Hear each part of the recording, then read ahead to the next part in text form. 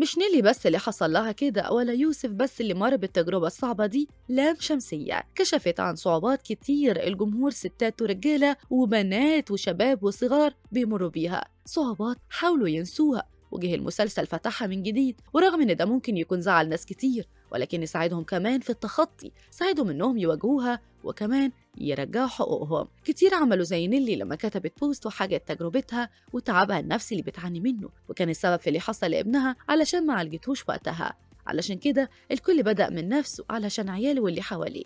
لام شمسية من المسلسلات اللي هتعيش لسنين، لأنه بيناقش تفاصيل كتير بنشوفها وبنسمعها كل يوم في البيوت المصرية. بيحط كل زوج أو زوجة أو أب أو أم قدام المراية وبيفرجوا على نفسه في مواقف بعينها حصلت، وبيواجهوا بالحياة المرة اللي بيوت كتير مقفولة عليها. ده مسلسل، ده مش مسلسل، ده علاج نفسي. في النهاية إيه رأيكم في لام شمسية؟